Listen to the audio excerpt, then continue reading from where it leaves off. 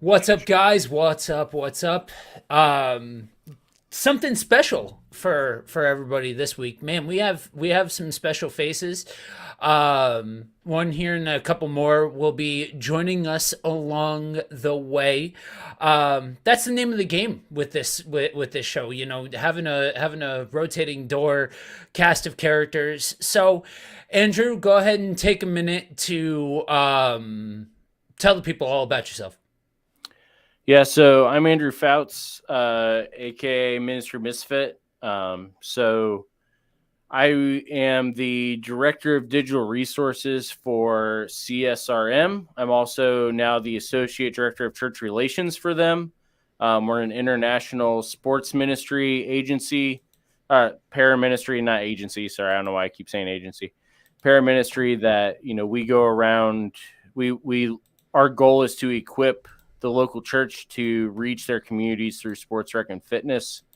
That's I cool. also run Ministry Misfits on all streaming platforms. And then, I've been a teacher, I've been a pastor, I've been a youth pastor, I've been an outreach pastor. I've done just about everything. Spent all day driving Uber for the NBA All-Star game in Cleveland. So if I'm a little, my eyes look bloodshot because I've been driving for the past 6 hours. Yeah, that whole driving for for that period of time, that's got to take a toll on you, you know. Yeah, you get used to it after a while. Right. Um yeah, I mean, I it's so funny to me how unsolicited so many people that I have found within my sphere of people as the more that I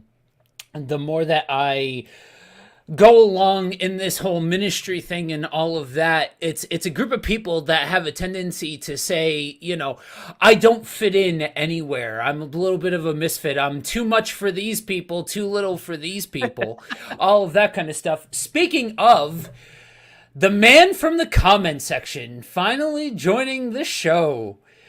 Matt, go ahead and tell everybody about yourself for a minute. Can't hear you. The joys Now of you're live muted. live.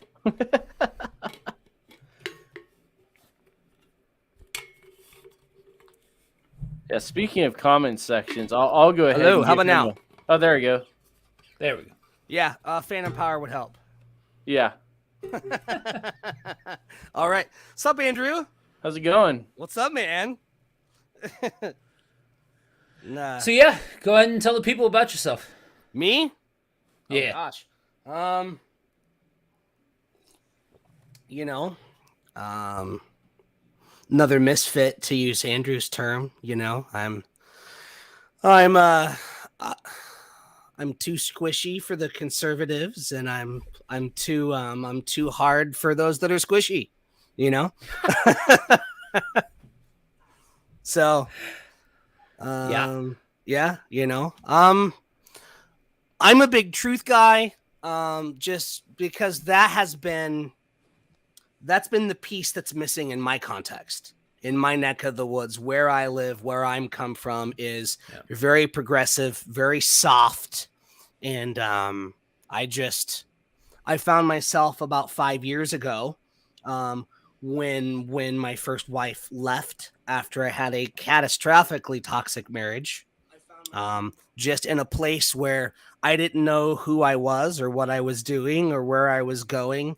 And God just started pulling heartstrings, and he started pressing buttons in my brain and saying, dude, there's way more than what you think all this is. And so I've just been, so I was diving in. Started with Bible Project and then Unseen Realm by Michael Heiser and all that stuff. And I'm like, dude, we have everything backwards. Yeah. So, so it's just been a journey since then. And I do get excited and passionate about truth, and come across pretty hard sometimes because of that. But it's not because I don't love you, but it's because I love the truth more. It's cool to be talking about this with you guys in particular, because there are similar themes to hearing both of your stories, but specifically Matthew, if you've been rocking with any of the shows and all of that, you've seen this dialogue playing out in a lot of the comment section of a lot of the videos, and that's been in DMs as well. And it's funny because I find myself, one of the guys that comes on the show sometimes, his name is Shay. He called me out when we were getting set up for all of this, and I say called me out a little tongue in cheek, because he wasn't meaning it when he first did, but it was a wake up call, because one of my big rallying cries for this was application level. Let's not get let's not get dogmatic and legalistic and all of that kind of stuff. But he stops and he goes, "Well, wait a minute." He goes, "You're dogmatic," and I'm like, "Wait, excuse me." But I find myself exactly where you talk about being, Matt, except for me, that thing is sinner turned saint. You know what I mean? And yes, you get there by way of the truth and of grace and all of those kinds of things. But for me, when I see somebody who's walked the miles apart from God, all of those kinds of things, and come to be able to be vulnerable enough to put themselves out there, man, I get just as passionate, I get just as fired up, as you well saw on Monday. Folks, that's the joys of actually living the gimmick and getting vulnerable in front of the camera. Sometimes you go live when you shouldn't go live. I'm just saying.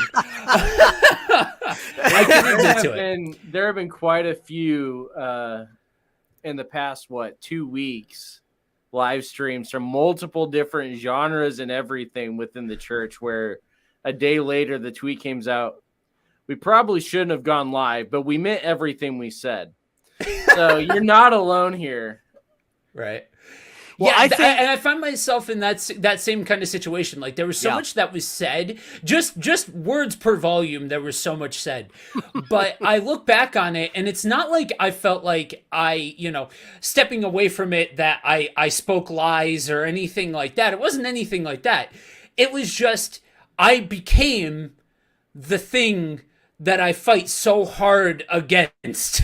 You know what I mean? Railing at people and all of that. And that's just the name of the game. When you are okay with getting vulnerable in front of the red light, then sometimes what comes out is a whole bunch of mud, and you need to sort through that mud in order to find the pearls. Yes. Were you going to say something, Matt? That's why I tend to write and record rather than go live most of the time. Yes. I have, depending on the topic, depending on the length of the show, but I have a 9 to 15 page script each week that I'm going off of, because I have to write it all down, or I am going to live try and pull every thread and go down every rabbit hole or whatever with no destination. So I write the beginning and I write the end, and then to kind of fill in the middle as it comes to me. So right. I know where I'm ending, so I can kind of steer the ship a little bit. Yeah, I feel like if I was doing what you guys do, or specifically what you do, Matt, that more of the academic side of it all, then I would feel the need to be a little bit more scripted. And when Buddy Walk first started, I was scripted, but that was because of lack of confidence. I'm like, why does anybody want to care about what it is that I have to say? That, and I don't want to look like a giant idiot in front of the microphone. Well, you and still do. I scripted everything. We're off to a rip-roaring start now. Well, to that point though, because I'm kind of in between both of you guys here, because we are actually you are. You're right in the middle. Exactly. We are in a very we are dealing heavy theology. Yeah. But we are not doing it from an academic standpoint. We are doing it straight from a theology ministry. Here it is. Let's do this kind of standpoint. Right. But to what you're talking about, this really is what even the whole topic that we're going at today is this idea of when you started, you felt like you had to be scripted in order for people to take you seriously. Yeah. Which is really what the whole thing that we're talking about here as far as friendships within Christianity and the church Right. is all about. Right. Is it starts out scripted because we're too afraid that people won't take us seriously. Whether it's academic or whether it's baseline just showing up. Yeah. You know, and then you got guys like me who have been here the whole time and everybody acts like we're new because they can't believe we've been here the whole time. You know. So let me set the table real quick as we get into this. So this whole idea was born out of a couple of weeks ago. I was perusing. I try not to make it a regular habit to go into a lot of the Christian Facebook groups that circle Probably around. smart. Probably Yeah. smart. Oh, it's a fascinating place. If you ever want to take a fascinating dive into what some groupings of Christians can look like, search around some of the more popular Christian groups on Facebook. It is really a trip. But I so live there, which is why I know how bad it is. Yeah. I mean, trolls need to live someplace. And that's Usually going to be under today's bridges. episode, guys. Matthew and I just ribbing each other for the next hour. I was wondering why you finally invited me. At first, I was thinking, like, is this a dig because he's bringing me in as an expert on how to not have any friends? But now I'm realizing you just needed somebody to, like, this is the first time I think I've ever been invited somewhere to be the straight man between two people. That's the best part is the people that I record with on a regular basis. They know that if we're using sports terminology, I can lay color the whole time. I'm good at that, but I need a straight man to bounce off of. And especially with the three of us, I'm like, yeah, I need somebody that's gonna play this straight. You know what I'm saying? Yep. And welcome to the stream, Mr. Anthony. What's going on? What's going on? What's up? How you doing, gentlemen? Doing well. I was just getting ready to set the table. But this particular audience is new to you. So why don't you as well go ahead and take a second to introduce yourself? Well, I'm Anthony Wilson, as you see there on the screen. I'm a pastor, podcaster, author, and just a dude that loves Jesus and loves hanging out with people who love God and love their neighbor. That's about it. Cool. So like I was saying before, you know, this whole idea was born out of me perusing the Facebook groups, and I kept running into similar posts, right? Why can't I find any Christian friends? I wish I could have some Christian friends, and some in different variants of that sentiment. And that got me to thinking about my own personal experience. You know, so many of us, and I'm finding the further that I get in this walk, the more, you know, even lifers that resonate with what it is that I'm about to say. You know, you end up with non-Christian friends, right? And then you get saved, and well, wait a minute, I can't rock with them anymore because they're not Christian. But where I can't make I can't seem to figure out establishing a relationship with Christians. And the thing that keeps going on in my head is we're called to be the loving bunch, right? And I say that tongue in cheek. You know, I say it a little bit sarcastic. I don't mean to throw jabs or anything, but what confounds me is the fact that a group of people that we are literally, like, Hebrews 10 literally calls us into this posture and things like that, but we can't seem to get out of our own way in order to actually have these kinds of relationships, because it either seems to be surface level, bone dry, starving to death, Or you go out for coffee with somebody and 30 seconds later you're hearing my entire life story and I'm just dumping it all over the place, which is not inherently like telling your story isn't the bad thing, but like maybe establish some rapport, maybe a little bit of a relationship, maybe even a little bit of small talk if you're into that kind of thing.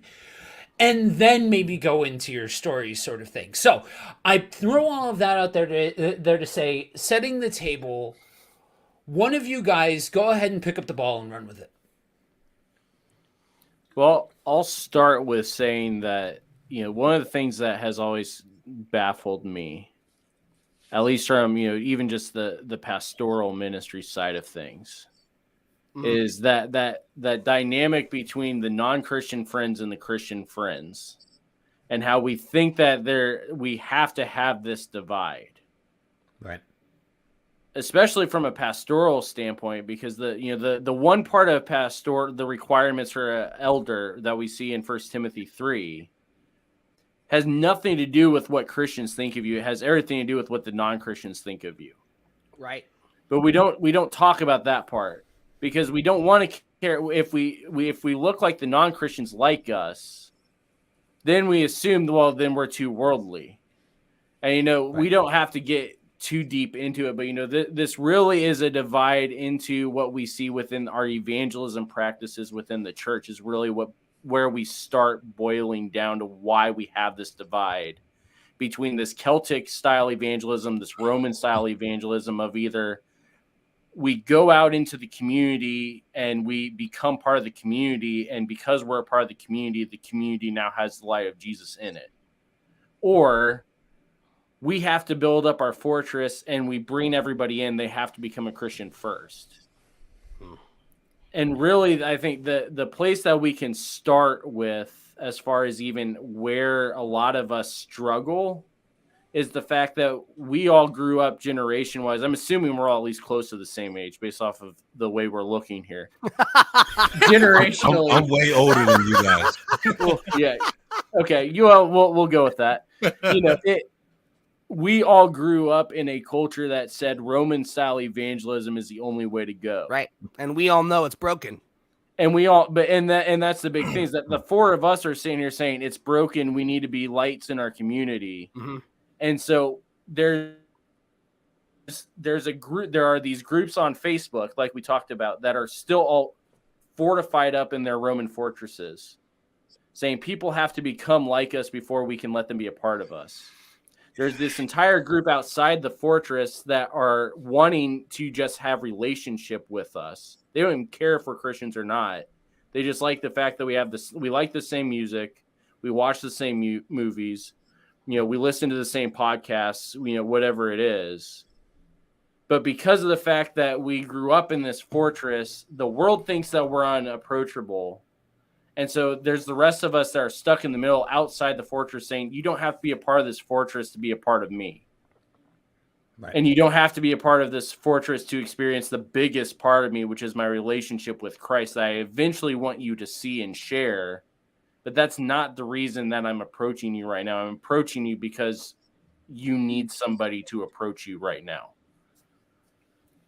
Yeah, that really, I think, is where it starts at a baseline level, is that we have been trained to think that Christianity and the world can't mix so much that we think that we have to compartmentalize all of our friendships.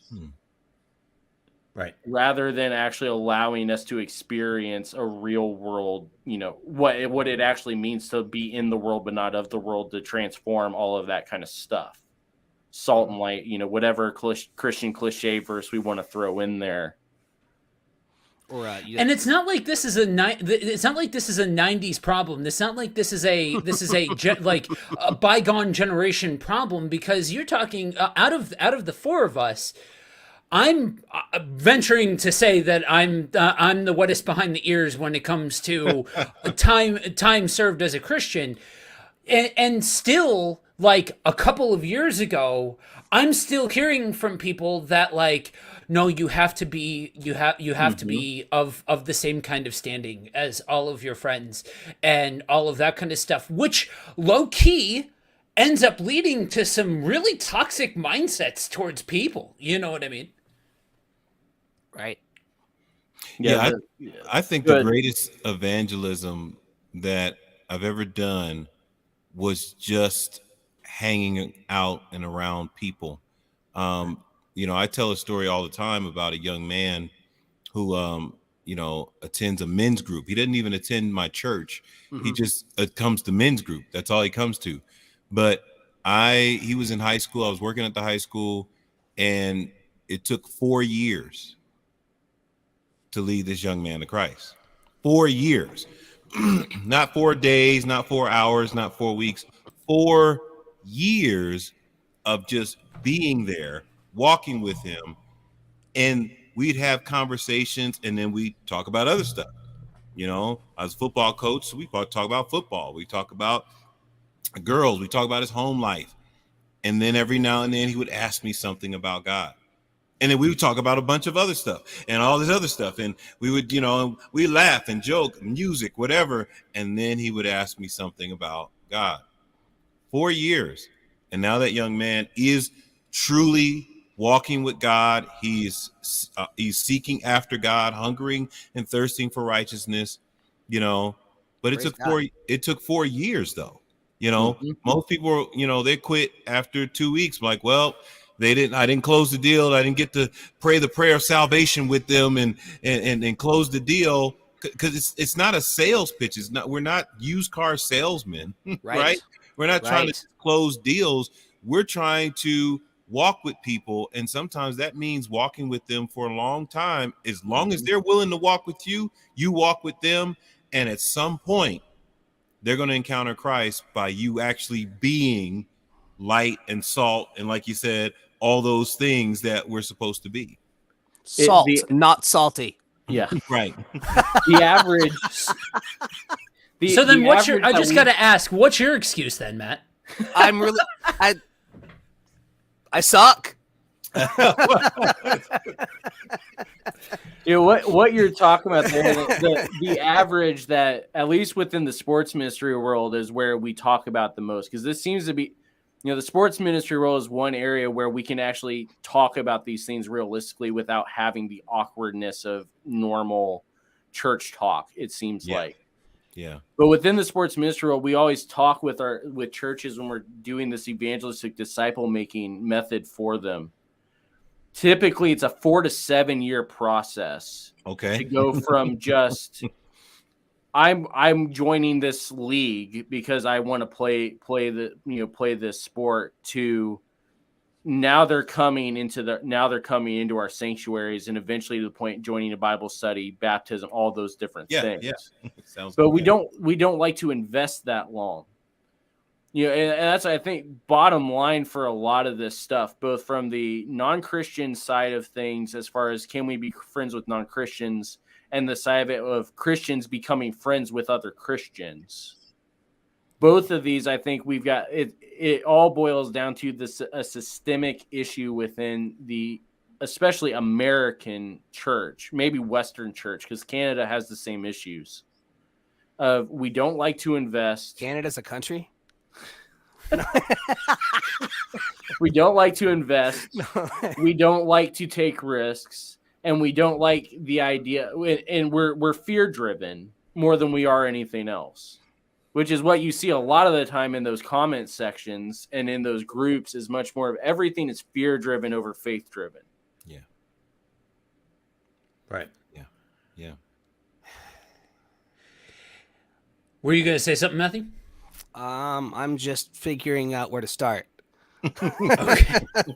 So you guys brought up something that I think is so vital to talk about when you're talking about this kind of thing, and it's how we even approach people to begin with. I'm in a unique situation where I had a whole preamble before coming to terms with the fact that I never actually had a relationship with God. I did all of the bit part. I knew the songs and the rules and the regulations and the yada yada. I knew it all. But and so I had exposure to this guy. He was my pastor at the time. and we would just like go out for meals and go out for, I had no idea this word discipleship at that point in my life. That was not something that I knew in the Christian context. I had no idea what was actually happening. I just knew that we were walking through life together, more like friends than like a pastor member of the church sort of relationship.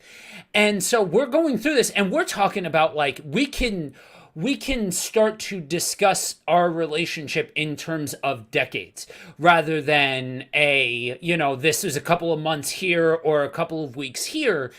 And sure, there was a lot of nonsense and circumstance and all of that kind of stuff surrounding the situation, but all this time I'm hearing from him words like kingdom, words like that's where those words became common vernacular for me. And part of why now standing here, the only way that God makes sense to me is by terms of that one-on-one unique relationship and all of those kinds of things. But we've missed the boat on, discipleship has become classes. It's become, 6-week courses and learn how to be a better discipler in 7 days and all of that kind of stuff. Trust me, I know I'm part of the marketing side. I get it. It's real easy to slap a number on something and suddenly it can go out to the masses. But the reality is that it seems like to me, and the more that I look into this, the more the Bible backs me. I find that the Bible backs me on this one is these authentic relationships that go on to flourish and become and create disciples that can go out and make more disciples, people that can go out and live this thing out, people that go on to talk about, oh man, I had this deep, rich relationship with this person and can tell these stories. It's not all about, oh, we were at Bible camp this time, we were at, church this time. It was, no, we went out for a cup of coffee. No, we were at practice. We were, you know what I mean? And it seems like the in order to get there, you've got to be willing to do life with people on a very practical kind of level that goes beyond just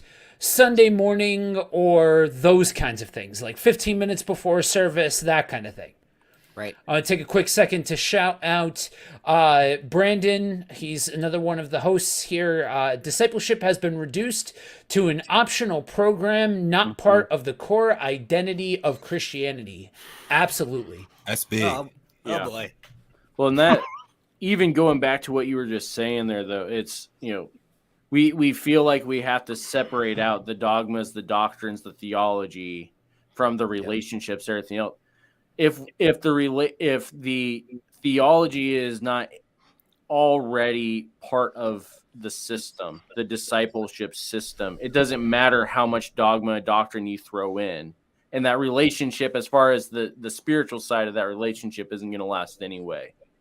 We got to start the theology process with our people that are doing the discipling and then allow that to develop within the new believers without forcing it down their throats and making them feel like this is, the whole idea of the core identity of Christianity is this, rather than the core idea of Christianity is you are now a part of this bigger fellowship. And so we have all of these different relationships we get to have together because of the fact that Christ did this for us. And once you understand that, then you can start getting into what it actually means that Christ did this for us. We talk about within CSRM, within Misfits, we've got this 3-tier paradigm for how we do everything. We start with Christocentric theological truths. And so we are always heavy on the theology, but we're heavy on the theology because the theology helps us understand who Christ is, not because it makes us a better person. Right. And then once we understand who Christ is, then we start going through, okay, what does the Bible actually tell us about this? And then once we understand that, then we can get into doing this is what we do type mentality of stuff. Well, you are who you're with. So if you're with Jesus and you know who he really was and is, because he is alive, by the way, then, just like, if you have a best friend that you have coffee with like twice a week or whatever. So I used to have this friend, Nick, and so he was from the East Coast, and we hung out so much, people thought that I was from the East Coast. Because I turned into a copy, and at least if you're someone who is open and vulnerable to that kind of relationship, we do that. We are sponges to those that we do life with. We're influenced. So yes, absolutely. Christocentric. So first, who the heck is this Jesus guy? Like the real one, the one in the Bible, not the one that's on TV. And and then you walk with Jesus. Hopefully, eventually, you're gonna look at least a little bit like Jesus. But so. As far as Christians and non-Christian friends, I think a lot of it just has to do with weak baby faith. We're being told that we need to protect ourselves. We don't want to be influenced by those people, so we don't reach out and make those relationships because we're not robust enough in what we think and feel about our faith to encounter what's out there and not get all discombobulated by it. Yeah, it's the fear motive. Yep. For doing everything, which makes no sense if, again, we are Christocentric in our theology. We understand that Christ overcame all this. Why are we so fearful that having friends that don't go to church is going to completely corrupt our children? Because we forget, we forget the sinner that we were, 5 years ago. Or yeah, I agree. I agree. Or 5 minutes ago for some of us, or right now, this second in this chair, Yeah, I agree with that. I think that is a huge reason why people are struggling. And I just taught a 4-hour spiritual warfare class this morning. Yeah. And one of the things that I talked about in spiritual warfare is that, Ephesians 2, 1-3, and he says that Christ has made us alive together with him, who once walked according to the prince and the power of this air, the spirit that works in the sons of disobedience, whom we all walked according to the lust of our flesh, the lust of our mind and our flesh, and we were children of wrath just as they were. And I said, here's why we're not reaching out to people, because we're running from their sin like we've never seen it before. We once did that. Look in the mirror, buddy. we once did that same stuff. And I'm like, how did we forget that he saved us and delivered us from the power of sin in this world? And now we should have a heart and a desire to go and reach other people. And how are we going to do it? Well, we got to do it through relationship. And as my man, the ministry Misfits, I don't know your real name. This idea that is his real name. Okay. It's a much nicer name than most people on the internet refer to me as. So. This idea of being Christocentric is really, if I want to boil it down to, everyday language, is that I know who Christ is for myself. And so when you're around me, you're going to meet him because that's who I'm around. That's who I spend time with. And so I'm in my word. So the word is going to come out of me. Mm-hmm. I'm in, prayer and quiet time with the Lord. So that's going to come out of me. Right. My focus is to make disciples of all nations. So that's just going to happen when I'm trying to do something to check a box, I'm like, oh, I got to evangelize. It's going to come out crappy. It's going to come out like some sales pitch. But if you realize that Jesus just spent time with people who weren't in the Pharisees, cool club, and he caught hell for it, right? I'm not sure their club was cool, but but they were supposed to be. They were the cool guys. I was, and I'm just going to share this, and I'm gonna be quiet for a little bit, just a little bit.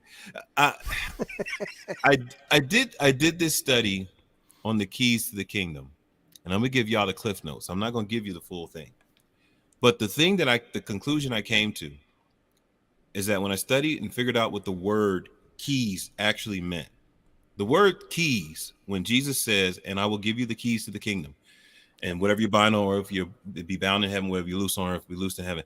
He was telling Peter that I'm gonna give you the ability and the opportunity to obtain this knowledge of the kingdom. Mm-hmm. Now, this interpretation is not, I really haven't heard anybody break it down this way. But when I saw that the Pharisees were getting their butts chewed because they had the knowledge and wouldn't come into the kingdom, and then the people who were coming in, they were hindering them from coming in, I understood what Jesus was saying. He said, my guys are going to open the doors of the kingdom wide open for everyone who wants to come in and learn this knowledge. They're going to get to have it. Now, if you don't want it, you don't have to take it, but the doors of the kingdom are going to be open and you guys are going to go do it. And that's what they did. Mm-hmm. That's what they did. They slung the kingdom doors wide open and they went and preached to anybody they could. Yep. And that's why Peter preached one sermon and 3,000 people legitimately right. And that really even transitions into the other side of this as to why Christians have a hard time making friends with other Christians. We've got this idea of the fact that, heaven's been revealed. We've got the keys. We now understand all this stuff. And instead of it being an awe-inspiring thing of, wow, we actually have an opportunity to learn this stuff and experience what little glimpses of it God's giving us here. Yeah. Instead, we start using it as ammunition to say, right. I know more than you do. Okay.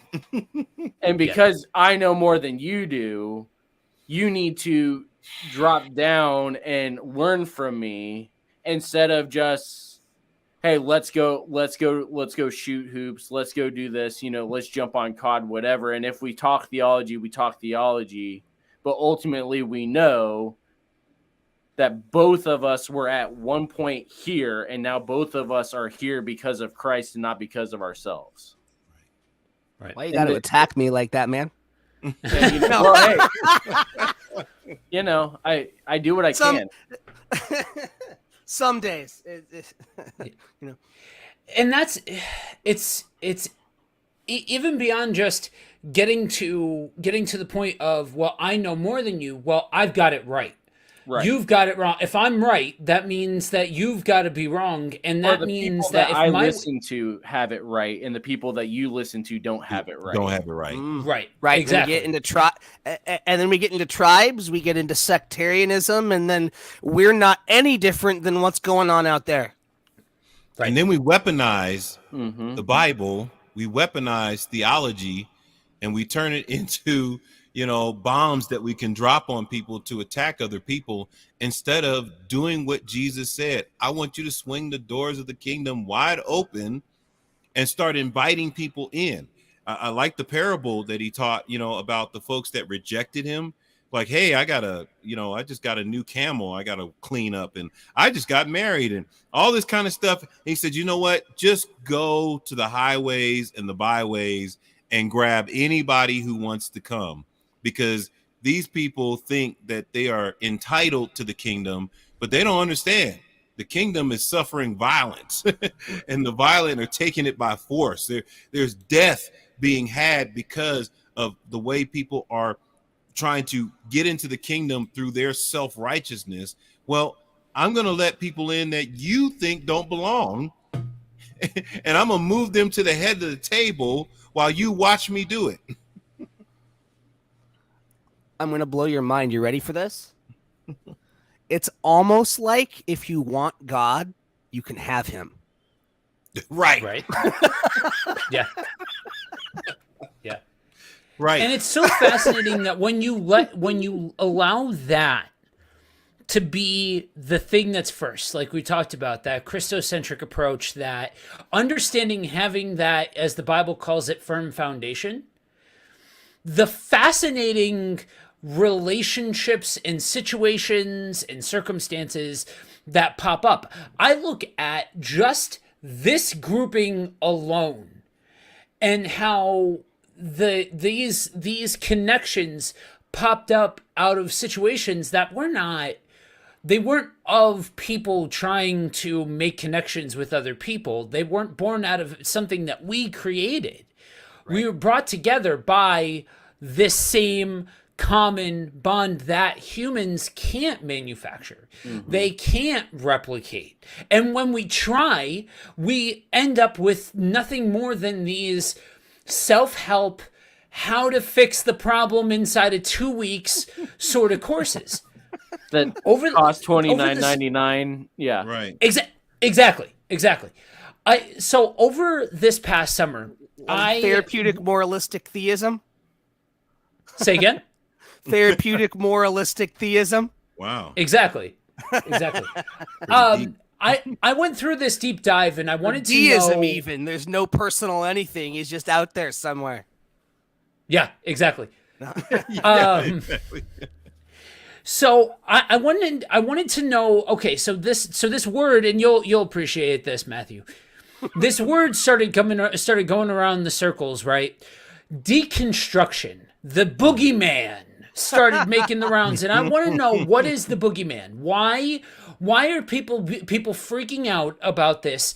And I started hearing about the progressive church, and I understand that by the time that I'm hearing about this, it's not new news, you know what I mean? But like, I knew what I was doing, and I was doing what I was doing, and I wasn't necessarily open at that point in time to listening to a lot of the pop culture Christian stuff, so I did not know that there was this growing sentiment to try and thwart the evils of the progressive church.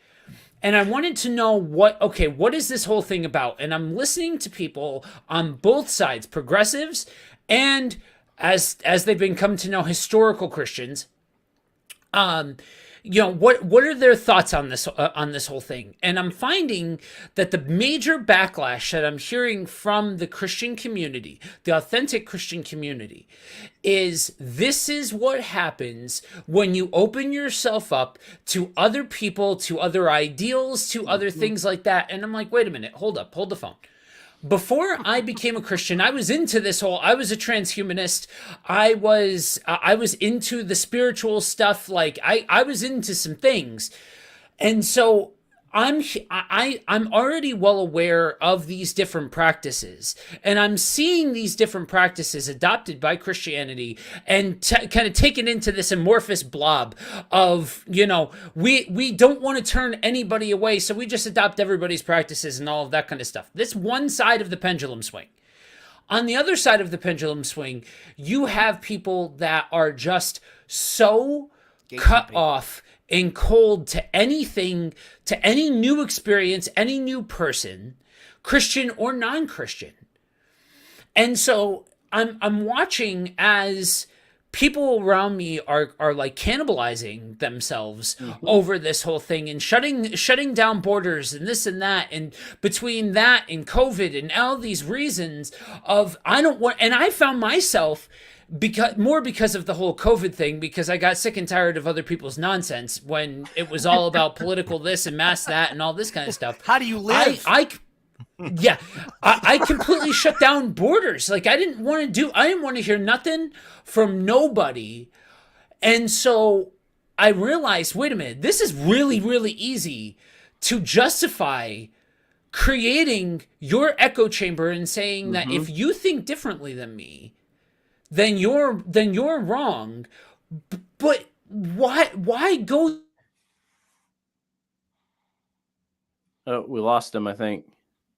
Yeah. The extra. There we go. Oh boy. He's just spitting too much fire. The internet couldn't handle it. Right. Just couldn't. Yeah. handle it. Right. Okay. Can Yeah, you ready guys hear me for- now? Yeah. Yeah. You ready for a history lesson here? Because Yeah. we literally just went through all of this the last episode that we released last week. It was a good episode, by the way. I found. Well, thank you. I didn't realize that I actually made this term because I was positive I heard it from somebody else. But I know for a fact that the term may be my own, but the concept is not. Is what I call Cold War theology. Mm. Because what we see throughout history is this: when you go all the way back to the quote unquote founding of America that everybody claims is there. You've got this idea with John Winthrop and the Puritans of the shining city on a hill.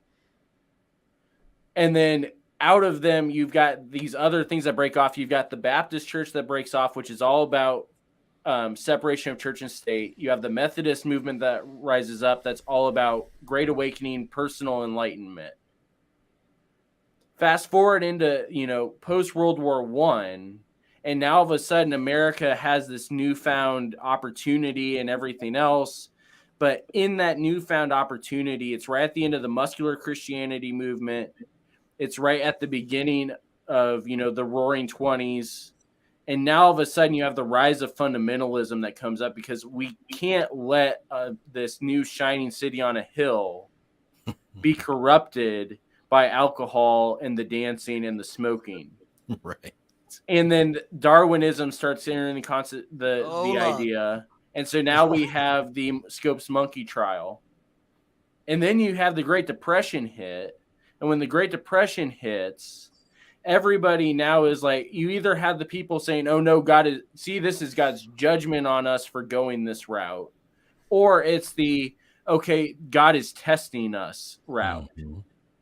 World War II hits, America is the big victor and the big hero.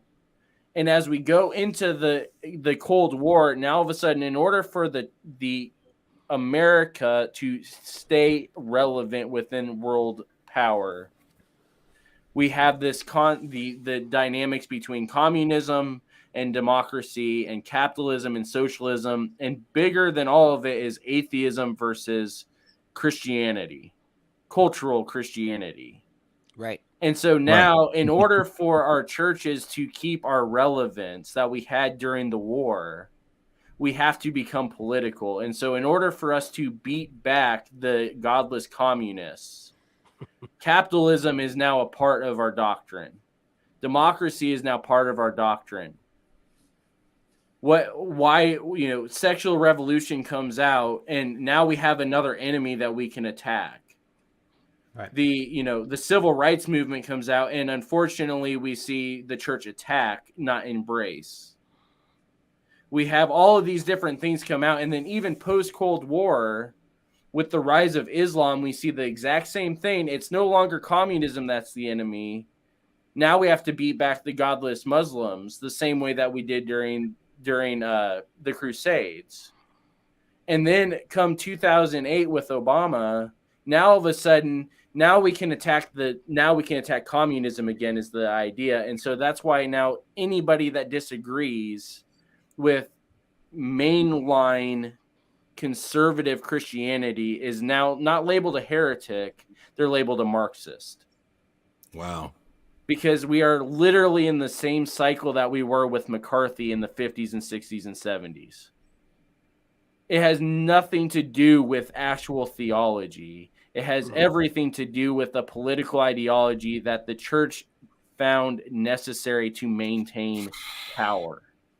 That's why our churches are built as capitalist businesses that rely on tithes rather than hospitals for souls or whatever cliche you want to use for it. Right. And so you've got this deconstruction movement happening. It's not necessarily a deconstruction even of your faith. It's actually sifting out the politics from the real Christocentric biblical theology. But we can't look at it that way, because if we do, then the people in charge lose our power again. Well, that's half of it. I mean, this is where we would disagree a little bit, Andrew. That's half. Like, that's the good deconstruction. That is you, or that is I, but there are those who do it that know so little of what Christocentric, Right. real theological Christianity is, that they just throw the baby out with the bathwater. Mm-hmm. And then they're, for 2 weeks, they're deconstructed. And then, you know what? I'm not a Christian anymore. So, the reconstruction side of it is what doesn't get talked about. yes. And But that can't happen in a vacuum. You have Right. to be part of a community for that, which is what we're talking about today. We really suck at. But I think both of you kind of have the same point from different aspects of it, because even this whole, the political parts and all that kind of stuff, so many people today don't know the Bible, right. that they actually don't know that they're not walking away from Christianity. They're walking away from this Frankenstein monster that has been created to, resemble Christian faith. Because at the end of the day, if they really, so when I'm hearing deconstruction, politics in a Jesus suit. Yeah, and so when I hear people talk about why they left Christianity, and I've sat through, some hours of just listening, I'm like, okay, I'm gonna suck it up and I'm gonna listen and see what they're really saying, because I want to reach people. I'm the guy who's doing discipleship at the coffee shop that, is sitting with people every week that never come to my church, but they come and they sit down with me and they ask me questions and they talk to me about stuff. And maybe one day, they'll come to, but for now, this is what we're going to do. And what I hear is when they started having their doubts about what they were seeing in the church, what they were hearing from the pulpits, they went to the internet. Mm-hmm. They went to YouTube and Facebook. They went to Google and Wikipedia, and they started getting. We don't know how reliable that is. Come on now. Anybody, I can go on there and just put some stuff in. But, and that's what they did. And I think somebody said it, I don't know who it was, but they didn't go to their community and sit down with anybody who they had a relationship with. This whole deconstruction process was by themselves, right? But then you have those individuals that went to a pastor and asked him some questions that he could not answer. Right, and I was about to go there, but you went there. So when that's the scenario, there's two streams. So one, you go to your pastor, your elder, whoever, and they don't know any more than you do. They're as clueless as you are. So the other side is you go to your pastor and your elder, and they're like, "Well, don't you believe this?" Right. And there's no room. It says what it says, right? And there's no room for doubt. There's no room for questioning. There's no room for working out your faith, which is in there, by the way, that we're supposed to do. Yeah. But so both these streams cause this harm, and they cause this deconstruction because, one, you realize that no one around you knows any more than you do, so it's all fake. Or that's what they say. Or there's no relationship where you're allowed to question your faith. You have no one to come alongside you and say, you know what? That's a really good question. Guess what? Christians have been asking the same question for 2,000 years. Let me teach you about this guy Wesley. Let me teach you about this guy Calvin. Let me teach you about this guy Luther.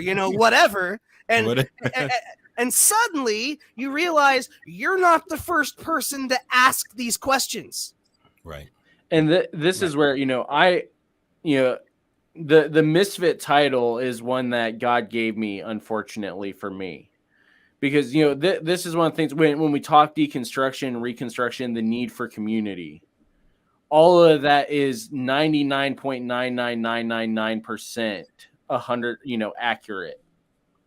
When I had to go through my deconstruction period in college, it was I had no community to do it with, because the community that I was in was all, these two different dynamics we've got. It's either all 100% academically trained or 100% not trained, just self-taught. Yeah. And what I was getting presented to me in college was just the academics of this with no faith and no theology tied in. Right. And because of the fact that I was on an athletic team, and for some reason it was like unheard of to be on the athletic team and in the ministry department at the same time. I had friends on the baseball team. I had friends within the ministry department. But those worlds don't mix. And so, I spent most of my time, and I was also on crutches for a lot of it, and I was in somewhat isolation due to epilepsy and everything else. I had to do the work of wrestling through this stuff by myself, which I would never recommend anybody doing. But for me, that's partly because I now have to do that with other people. Right. Because we're in this dynamic. We either have everybody, even on this call, we've got two guys that are not traditionally theologically trained. We have two guys on this call that are traditionally theologically trained. But the thing that separates us out and why we actually are able to have these conversations is because we recognize that everybody's going to the internet, and so that's where we put our stuff. Right. Because we've got to have both. Right. And if we don't have both, we end up in these dynamics and these cliques forming and everything else, rather than having a unified body again. Right. And even going, this is the fear stuff again. This is part of why we unfortunately see a problem with there not being enough good theological information on the internet for people to find, is because the church was so afraid of the internet for so long. Right. Right. But the internet is now a place where community is happening. More so, even, unfortunately, real community is happening almost more online than it is in person, because in person we have to not wear the mask for COVID, but we have to wear the good Christian masks all the time. And so we can't be real with each other. What's that look like? Right. That was one of the things that, Why I have like two friends. Yeah. Well, and legitimately that's part of why within pastoral ministry, you have so much isolation and burnout within pastors and their families, is because the pastors can't be real with people, because if they're real, then they may lose their jobs. Right. Yeah. That's part of why, Brandon and I within Misfits, we know we have a much bigger group of people that listen and agree with us, but they cannot publicly say it, because if they do, their jobs are on the line. That's the world that we have created due to all of these different dynamics and the fact that nobody was willing to address them within the church that actually could address them. And so now it's up to the four, people like the four of us to try to address them. But this is why it's hard for us to be able to have, have Christian friends. Because we're here wanting to just have real relationship with people, regardless of if they, regardless of all this other stuff. But what has been coming out of our pulpits for the past 60, 70 years is that we're not this allowed other that stuff is what makes our relationships. Yeah. And I'm basically straight up just not allowed that in my context. Right. Because, and it is somewhat the way I am, and I get it. If I was my pastor, elder, whatever, I'd probably make me stay away from people too. But that's basically. I'm surprised Joe is as quiet as he is with all of this right now. That's basic. That's basically the context I've been in. They're like, you can be here, you can do your podcast on the side, whatever, outside our building. But there's no place for what I want to do which is bringing, a depth of faith to the community that I'm part of, because it's divisive. So, Right. And that word is a big one. It's divisive, yeah. Yeah, absolutely. And so now I'm a voice on the internet. Now you said, I was quiet. Now here we go. Here we go. It's so interesting to me. It's so interesting to me, Matthew, how we've to similar points of view from you coming from this side and me coming from this side, similar paths, just two different directions, sort of thing. Yeah. And in my context, where I grew up and where I ended up back at after traveling around and all that kind of stuff, is a very legalistically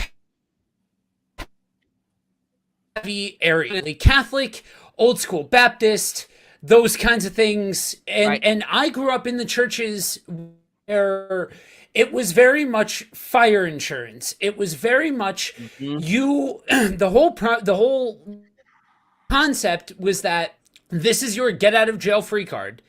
This is you turn or you burn sort of idea. And it was there's zero heart context in it. There's zero relationship in it. It's all just the rhetoric. All just you've got to. I love you and don't want you to go to hell. Exactly. So to me, it's like, when I first got saved, right? I was a serial entrepreneur. I was all of these things. I had no biblical training. I had no any of this stuff. And somebody approached me and said, okay, you can have all of the entrepreneurial stuff, right? You have the money, you can have the success, you can have the fame and the fortune, and you can also have Jesus. I'm like, sign me up. I'm hooked like a mark, dude. I'm literally the target audience for the prosperity gospel.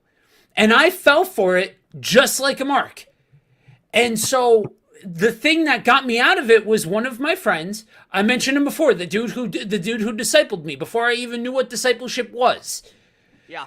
Came to me and said, okay, so you believe in all of this stuff, right? Then what about the people that walked with Jesus?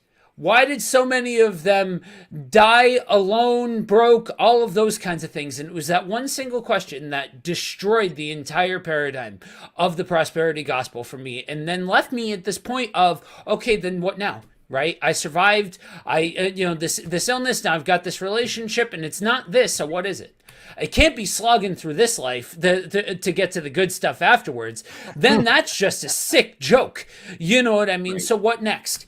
And that was my very quick turnaround into almost like a deconstruction sort of situation. Yeah. And the only thing that got me through that was that community and things like that. So yeah, absolutely. There is this melding of worlds that has to take place where we are able to get past ourselves to say, you know what? We all need to get trained in what in the wide world of sports this thing has to say. We need to know what we believe and why we believe it. Amen.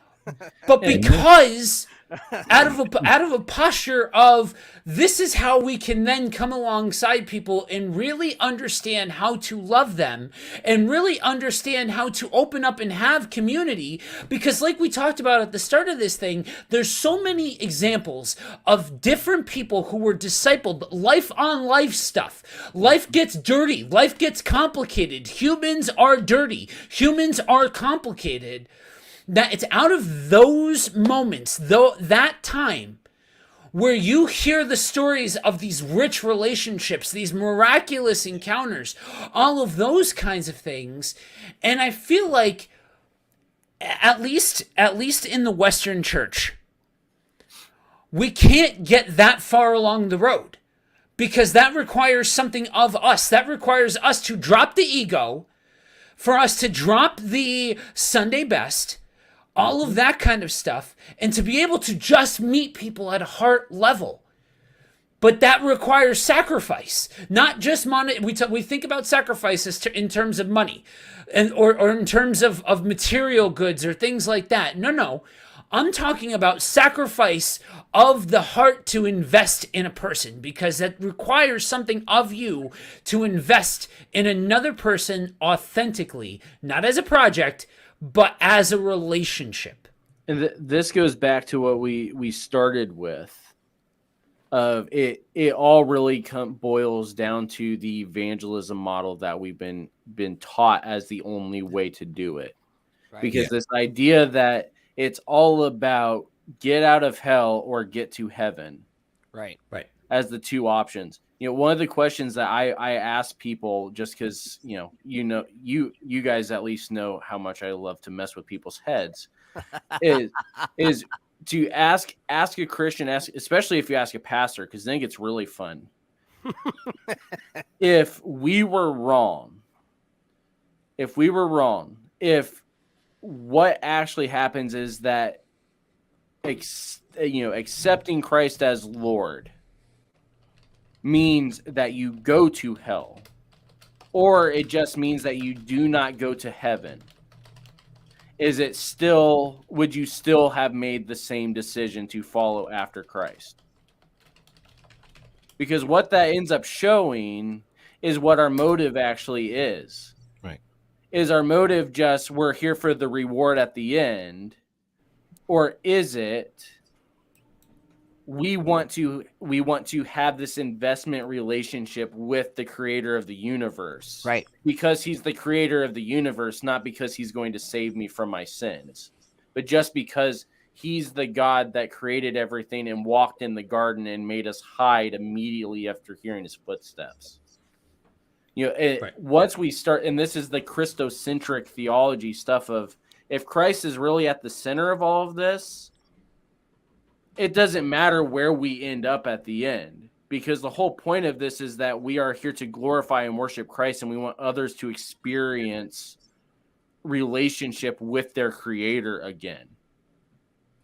Right. But that won't preach, because if we preach that, now we're into the sacrifice. We're into the take up your cross and follow me. I have been amazed at how many theological seminary professors and pastors I have seen over the past 6 or 8 months actually make the statement that sacrifice is not a biblical mandate. Wow. Because they even will say Jesus does not submit himself to death. Because if we have a sacrificial savior, then that makes our savior look weak. And if our savior is weak, then that means we're even weaker than our savior is. Rather than looking at it as the fact that the only way death could actually do anything to him is that he had to give permission, Right, for death to touch him. And then even when he gives permission for death to touch him, death can only do it for 3 days. Yeah. That's the opposite of weak. It's the whole thing we see in Chronicles of Narnia. Surprise! With the whole idea of the deep magic and everything like that. If the witch actually understood what that deep magic was, the sacrifice of a willing sacrifice of somebody with that much authority and power, you can't match that with anything else. And this, even when you talk to the boogeyman of deconstruction, the circles that I'm in, the boogeyman is not listed as deconstruction. The boogeyman is CRT. Oh, yeah. Mm. Yeah. But even with that, we are giving way too much power to all these other stuff. Well, and then death, they connect all of it. right? And then and then everything's connected. CRT which is why, Marxism, and then the deconstruction right, is from which the is critical why I'm theory, and then labeled. it's all, I'm constantly labeled on the internet as an apostate Marxist. Even though I don't hold any Marxist views, I'm labeled as an apostate Marxist.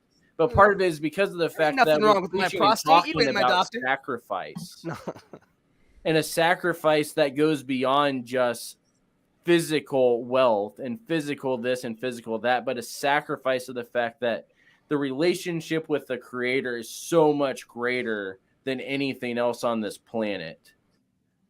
And if I can have this relationship, why would I not want other people to have this same relationship with him? Go for it. Yeah. Here's the kicker.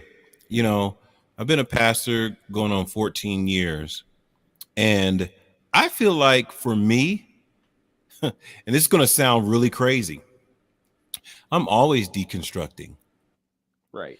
I find myself filtering out stuff that, like, where did I get that from? Why did I? And I go back and I read again. I'm like, how did I come up with that? Well, I didn't. I just listened to other people. Some guy said it somewhere. Right. And I just kept repeating it as if it was true. And then when I finally looked at the scripture and broke it down, learned how to break it down for myself, learned how to look at the Greek and the Hebrew, and just learned how to look at the context, right? Instead of there are so many verses that I know that I had to go back and find out what the conversation was, that it blew my mind that I go back and look at the verse. I'm like, I didn't even know that that's what they were talking about. That can't mean that, you know? And so I find myself always deconstructing. Right. One of my guys, he said, I feel like he's been at our church for 3 years. He says, I feel like we do more unlearning than we do learning. And I said, yes, you do, because I'm going to challenge you to go back and look at it again. Because if you've been in the Christian context for any amount of time, there's some stuff that you got to go back and look at it again. What happens is our deconstruction boogeyman is that these people go and look at it and they just fall into a place of hopelessness because what they heard, they wanted to believe that this was it and that there was nothing else. When you say, okay, that's wrong, they think, and I think somebody said it, they throw the baby out with the bathwater. They say, okay, so I'm gonna get rid of all of it. I was ministering to a Jehovah's Witness one time.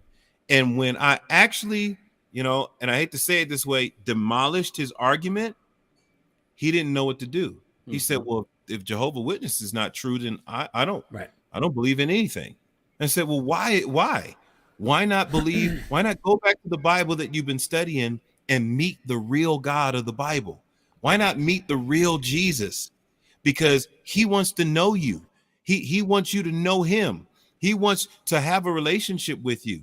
And hell was never the driving message for salvation. It was Jesus.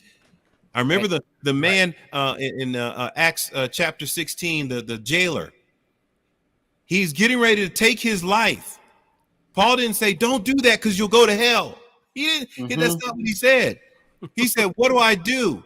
He said, believe on the Lord Jesus. That's all he said. He said, oh, don't take your life because you'll go to hell because you don't know Jesus. He just said, believe on the Lord Jesus. Why can't we trust that the gospel is the power of God unto salvation?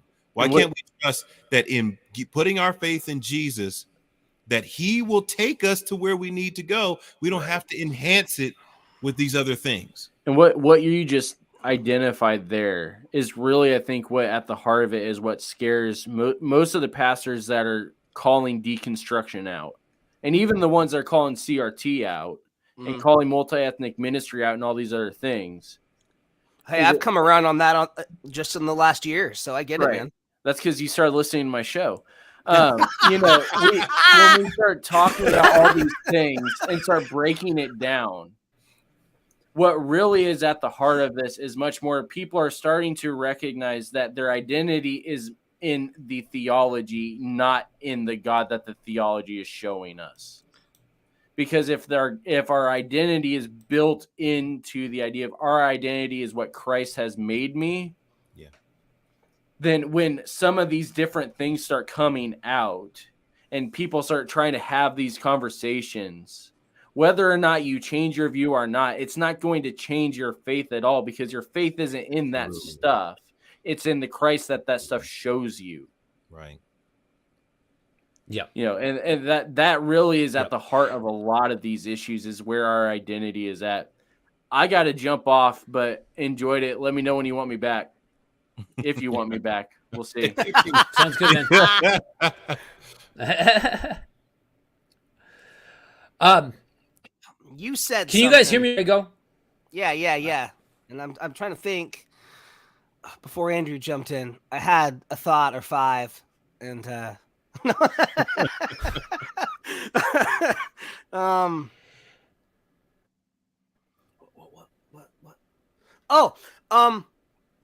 Well, part of it is human nature. There's no way it can be that simple. Like that can't be the good news. That's too easy. Right. Yeah. Or it can't be. It has to be something more than. It has to be something more than It can't, or rather, it can't be something what I've learned my entire life, right? That's the other part of the human nature of it all. If you ask people, why do you believe in this? Why do you? I've been doing thing A for X number of years. Yeah, exactly. Or my pastor has told me this. My pastor has said that. My grandmother taught me this. Those kinds of things. And I don't ever. That's part of why one of the what's like litany of shows at this point that we do is just geared towards highlighting scripture. That short, because the rest of these shows we get on here and we talk and we give our 2 cents. We talk about and preach and all of these kinds of things, but I've absolutely come to the point of understanding that depending on what context you grew up in, bears a lot in what kinds of falsehoods you're susceptible to. For me, it was success, it was money, it was stuff like that, because that was the context that Jesus. Context of, I don't like people that wave a rule book in front of my face. So that got translated into, I'm going to do whatever in the world I please to do.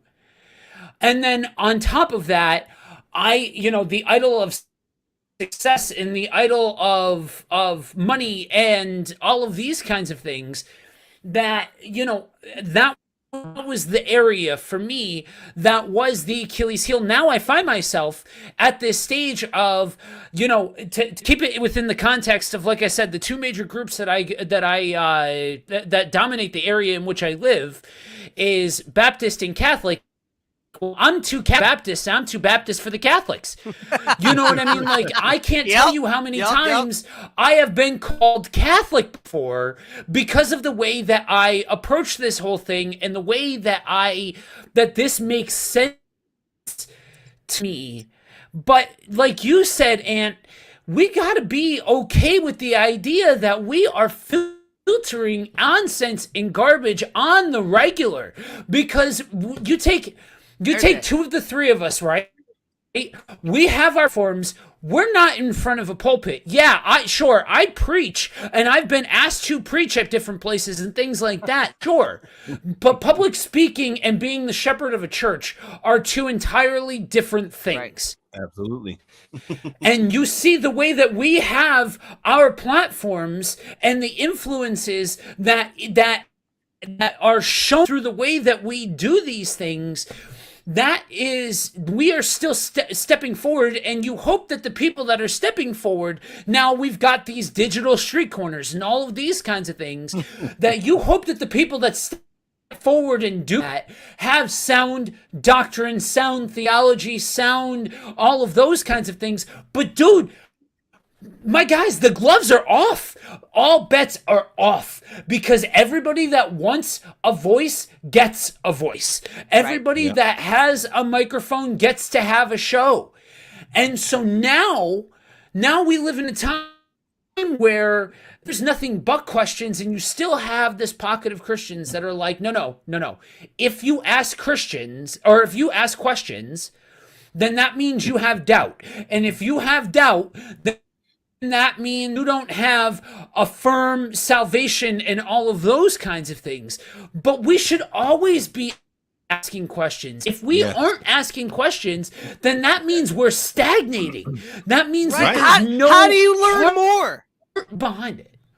Exactly. How do you learn more? Right. Right. You know, when I'm teaching, sometimes I'll pause in the middle of my teaching and I'll look at people and like, so nobody has a question about this? Everybody's a theologian here, right? Everybody knows this. And somebody will say, well, I was going to ask this. I said, please ask the question, because another reason why, of the multiplicity of reasons we have deconstruction, is because people feel like they can't ask their question. Yes. So they walk away with this thing gnawing at them that they never get an answer to. And then some weirdo on the internet says something and they say, oh, there it is, you know, because they are wired to, and somebody said this, my pastor said, so-and-so said. Yeah. And I tell my congregation, I say, please don't go nowhere and say, I said. Say we studied it together, and as we were studying it, you learned from the study XYZ. Because you're not going to catch me just dictating and not saying, all right, you asked your questions.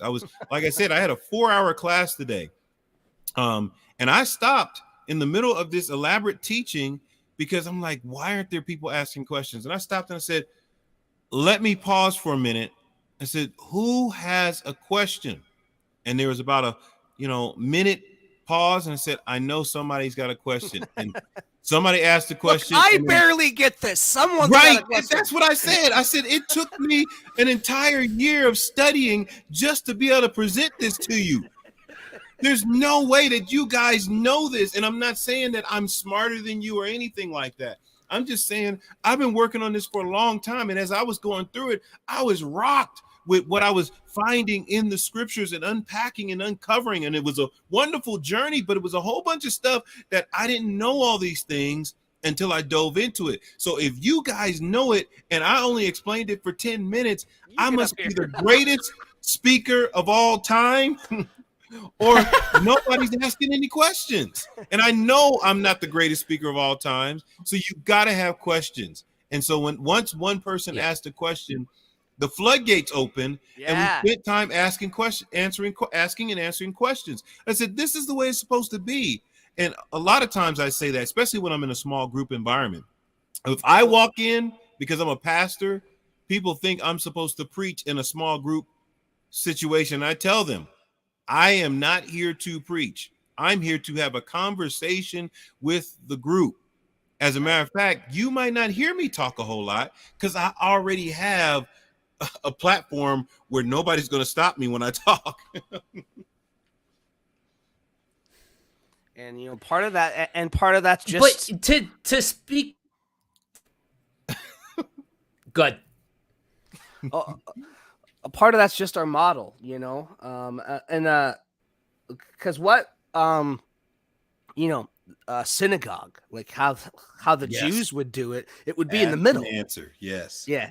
You would read whatever. I mean, it's the Christian term. I don't know what the Jews called it, but you would read the lectionary for the day, whatever the section was, and then the Torah selection is the way they would say it. Yeah.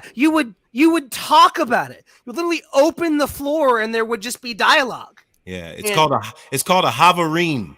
Havarim, and they would go and they would just talk back and forth. Jesus was in one in Luke chapter 2. Said he was asking and answering questions. But go ahead. I'm sorry, I didn't want that. That was it. I'm just saying that's that's the model, and really that was the model the first 3 centuries till Rome kind of took over the church, and the Christians weren't persecuted anymore, and they were able to build buildings and do all that stuff and kind of de-Jewish the way they were doing things. Yeah. Right. And I think we've hit this point in time where those of us that are in the front of the room, and this goes double, triple so if the word pastor is associated with you, Right. that your 2 cents is taken in a much higher regard. And it's this culture of a school approach to the Sunday morning service, where it's one person up there talking 30 to 40 and but the problem is that when you go too far down that road, you hit this point of, you have this person that is the most person in the room, and that if they say it, then it has to be taken at their word and all of that kind of stuff. And there's no room for asking the question, because it's a lot of generations of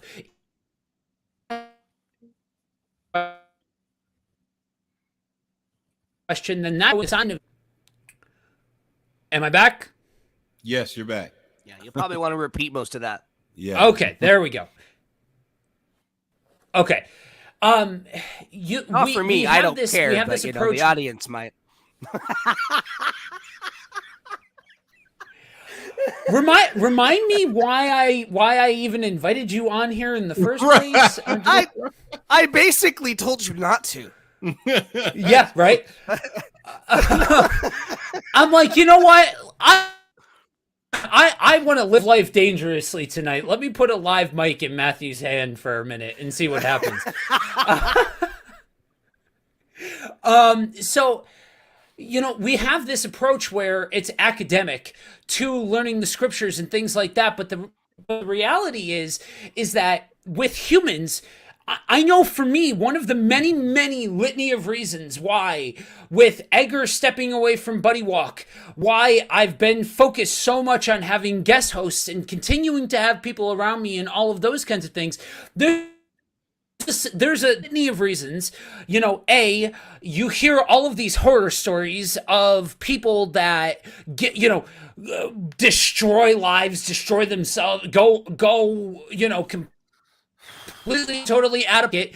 One of the common threads that you find is that it's one person trying to walk this thing alone and trying to do this thing alone, and no source of accountability to be had anywhere or anything like that. The other point of it is that I spend so much of my week in front of this thing, I don't want to ever run into the trap of having this become about me. This is not about me. I am not the star of this show.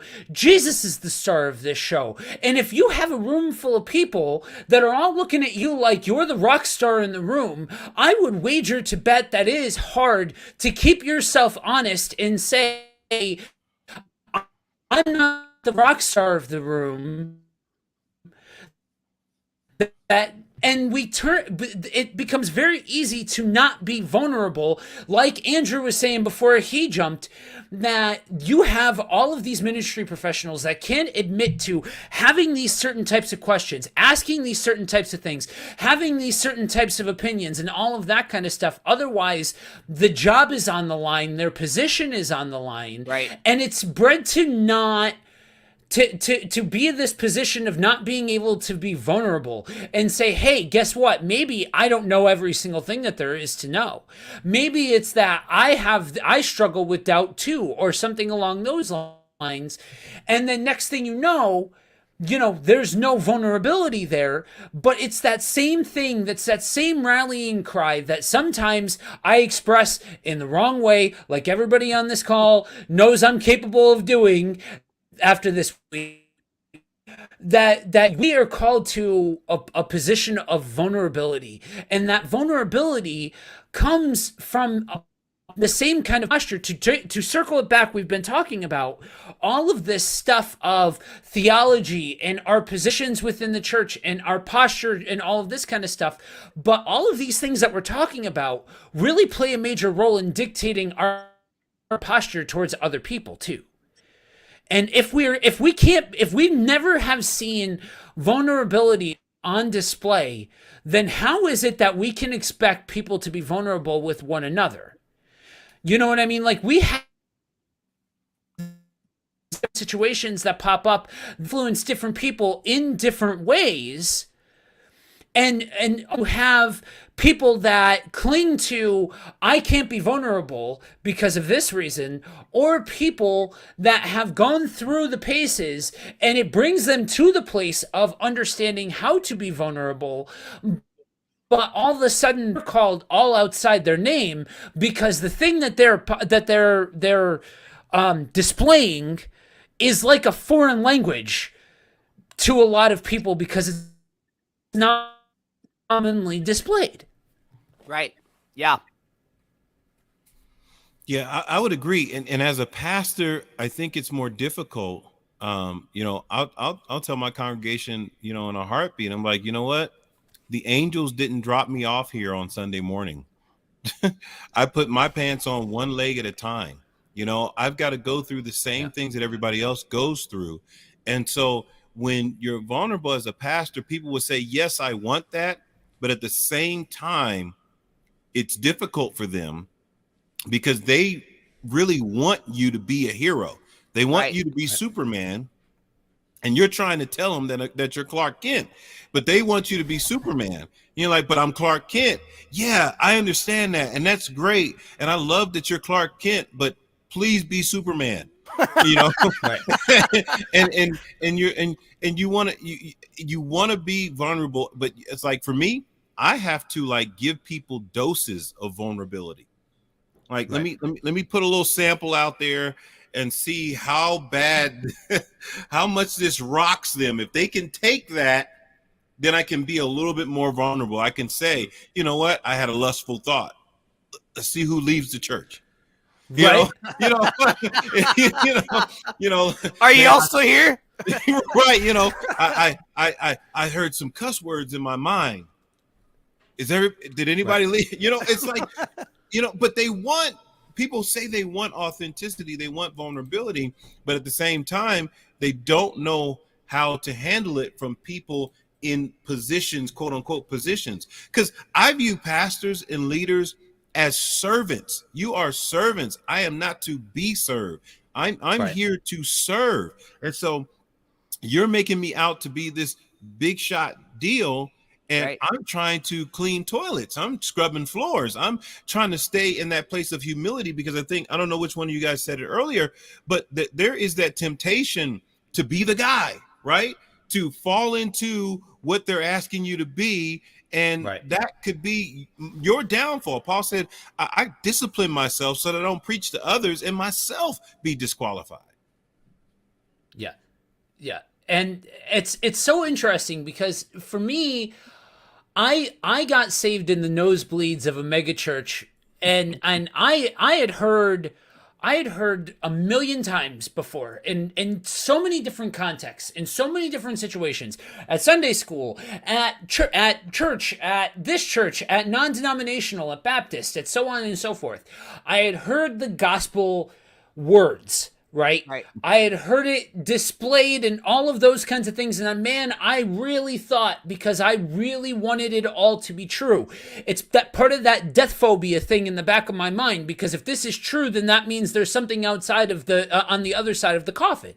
You know what I mean? So I wanted real bad for all of this to be true. And in the position that I was in, I just wanted somebody to say something that made me feel good. Little did I know that thing that was going to make me feel good was, for the first time, hearing somebody, I don't need to hear for the 87th time, somebody else standing up there saying they got the beat on this whole thing. That they've got this whole thing figured out and all of that kind of stuff. It took a pastor stepping forward and saying, you know what? I want to be honest with you guys. Now, mind you, we're talking about somebody who's slightly older than me. Like not very old for somebody who would be considered a tenured pastor. And, comes out and says, I still struggle with doubt sometimes. I still doubt my faith sometimes. And I'm like, whoa, did everybody else hear that? Like, hello, is that thing on? Like, is it what? Right. You mean to tell me the dude who gets paid to be here is gonna admit to? Because I was foolish. It's a human being. I prick him, he bleeds. I understand that it's a human being, but I also understand that humans that get paid to be a thing and say a thing and do a thing become very, very dedicated to playing that role and will not commonly step forward in front of the people that they are there to, speak to and say, hey, this whole thing that we're all here to do and we're all here to celebrate, I doubt this thing sometimes. That to me opened my eyes, softened my heart, and put me in a position that for the first time to actually hear the gospel message.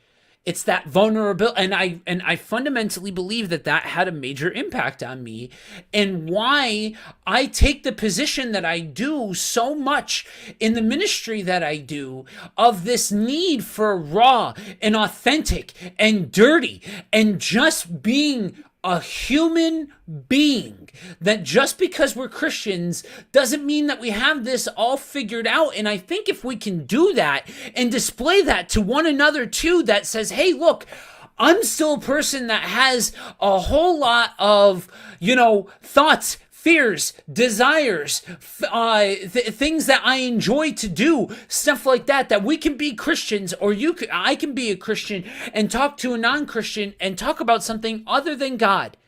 And that's okay. You know what I mean? I have a lot of passions and desires that I can relate with people on, and being able to discuss that, or being able to say, hey, look, I have a struggle, and this is the real tip. This is real. This is reality. And being able to do that and then not have that person immediately turn around and say, whoa, oh, that just got real? No, I don't want that. You know what I mean? That goes a long way in establishing rapport and relationship. And you know what? It's part of why I don't like the phrase winning souls for Jesus.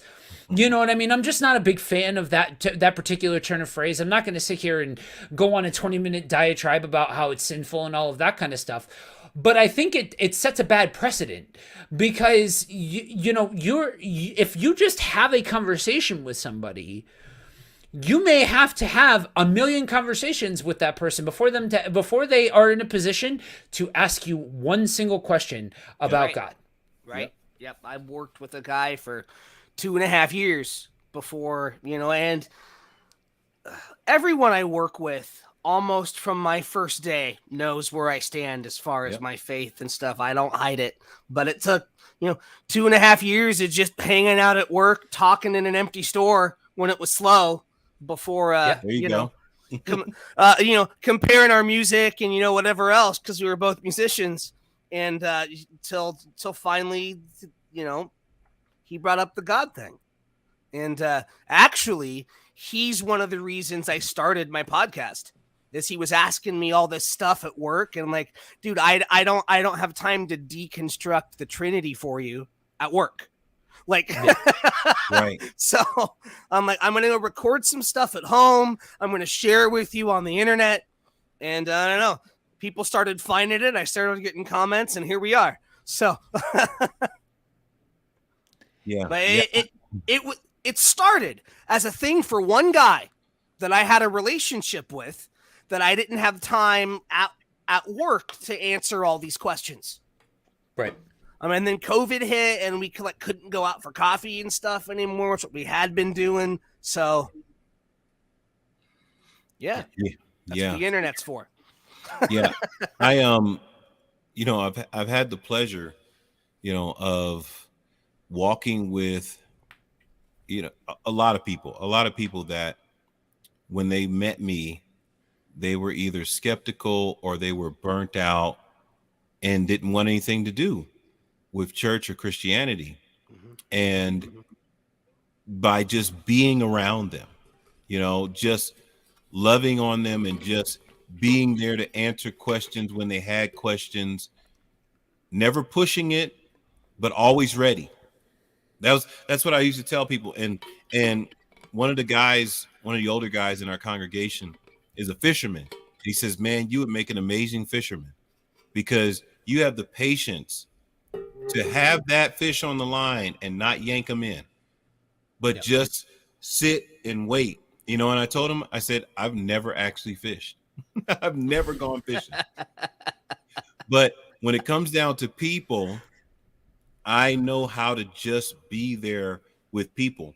And I taught that to my children without actually making it a program. And this is where my point, this is where I'm going with this, is that there are things that are caught rather than taught.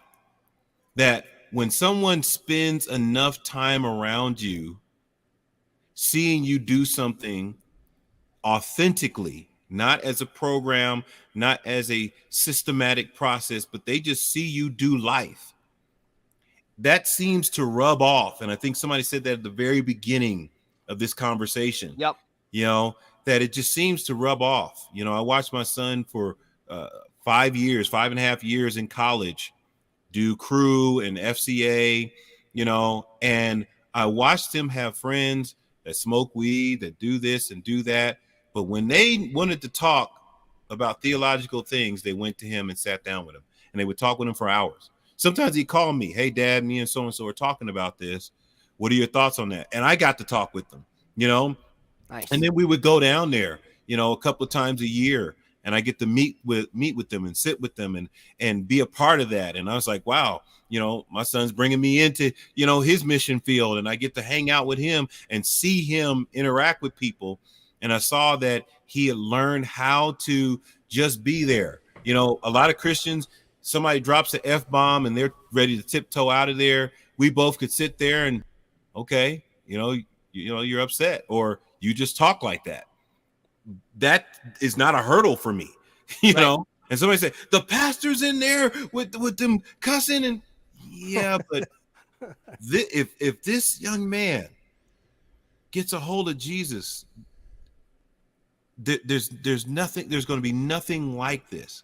That's why I have a whole bunch of guys that are between the ages of 22 and about 26 at my church. And it's really like a specialized group of about 22 to 26. They're just out of college.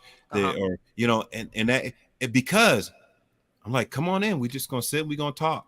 If you slip up and cuss, I don't, you know, yeah, doesn't, because at the end of the day, you'll work out that. I did. I got past that, you know. That's not a big deal, but your heart and getting to know Jesus, that's my prerogative. And I will sit there for weeks, months, years until you get it, because none of that time compares to eternity, right? If it took me 10 years, it still doesn't compare to eternity. And that's my mindset. And I wish that other believers would have that they'd be willing to stick it out with that neighbor, you know, but they're too busy talking about how bad they are. And I saw them they were cheating on their wife and all this kind of stuff. And I get it. We want to be the moral police, right? We're the moral cops. No, we're not the moral cops. We are Christians. And so we're supposed to be putting ourselves in a position, because that person's going to need some hope, because if they're living like that, they're crashing. Their life is crumbling. And it may look like they enjoy what they're doing, but they're really falling apart. And there's got to be somebody there that can preach the gospel to them and show them the gospel when that time comes. I think it's so important that you bring up that word hope, because hope is such an important thing. Like, I used to hear, you know, people say things like, just let your light shine. Just be different. Right, and I'm like, right, that sounds good on a Sunday morning, but that also sounds like a whole bunch of nonsense to me. Like, but until I realized I ain't got no light. Right. But until I realized that that thing that's different about us is the sound of victory blaring from deep down in our spirits. Yes. And how do you do that? You have hope. You have hope in something outside of and that's something that, you know, I hear you draw these examples of, you know, being amongst people that aren't perfect and pristine and Sunday best and all of those kinds of things. And unfortunately, we hear that and we're like, oh, wait a minute, the Padres doing that? Yeah, What is he right, doing? right, Like right. that. But when we look at who set the bar, right? Who set the example, the Right. barometer for what it Right. is that we're supposed to do, how it is that we're supposed to be, not just with other people, but with our friends too. Catch that, because we see on display how Jesus acted with his friends, just like we saw how he acted with the unrepentant. So, like, we see this full picture, and the things that you're describing, the things that are coming up, the things that we're talking about are at the very core of how to have relationship with people, whether or not it's in the context of mission and ministry, or it's in the context of just talking to your friend. Right. Being able to display these things and to be able to have honest and real conversation without being like, oh, you mean to tell me that you said a 4-letter word? Right. Or you had this thought or whatever like that? Like, Right. when we're able to do that, we're able to display, it would seem, this low-key version of hope. Because if I can hear you go out of pocket, if I can hear you start talking about this, that, or the other thing, or express these things that you're struggling with and all of that kind of stuff, and not bat an eyelash, not skip a beat, that means that my hope is strong enough in the Right. thing that I count on, Yeah. that I'm not swayed and thrown and all of those kinds of things, that I can just keep on going because my foundation is firm enough that I'm not rocked by those things. Yeah. Yeah. Yeah. Right. I agree. I agree. I mean, because at the end of the day, if our foundation is rocked by that, what does that say about this Jesus that we believe in? Right. Yep. I mean, if someone can rock you with just a few bad words, Well, it says you don't really know Jesus that well, is what it Right. says. So, Yeah.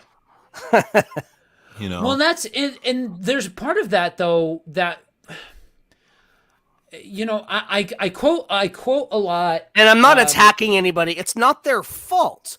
They're in we're in contexts where we're just not learning these things. Yeah. Right. And we don't know what we're not learning. We don't even know what's out there. Yeah. So I'm not like, I say a lot about, oh, the Christian this, the Christian that, whatever. I know it's not their fault.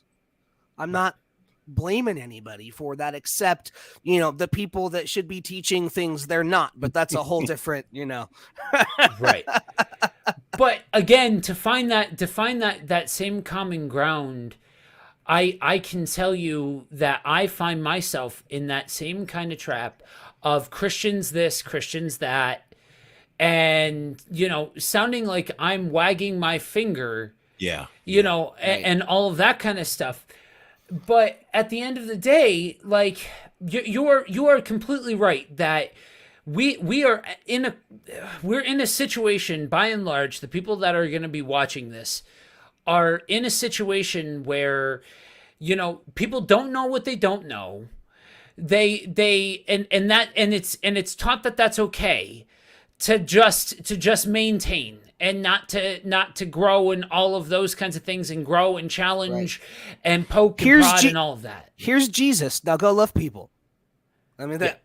I mean, think about that. That statement you just made for a lot of people is scary, because what they're going to want to do is say, but, because if you just say, love God and love your neighbor, or love you. Like I heard this one guy say, love God and then go do whatever comes after that.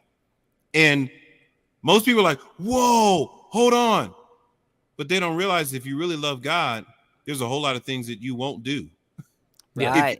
If that relationship If is you love genuine. me, obey my commands. There you go. Right. I think about, my wife. I love my wife.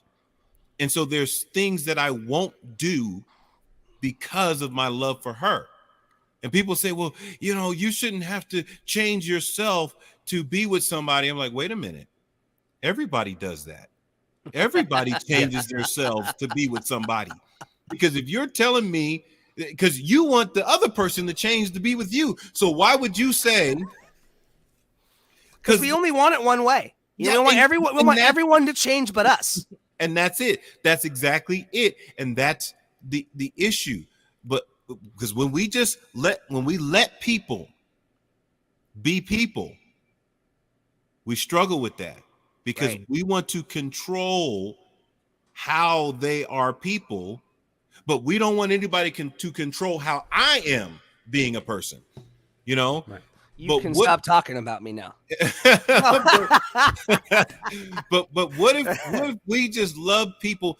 You know, I had a guy it's been about three and a half years ago. He was like, you know, kind of done with church. He was in between. He was at a really abusive church where they just were really controlling, and you can't date this person unless the pastor, you know, signed off on it, or weird stuff like that. And it was some really spiritual abusive stuff, right? Emotional, mental, spiritual abuse. Yeah, all of it. Man, it was really bad. Yeah. And so he met me, and what we did was I took him to a Jersey Mike's, and we had a 99.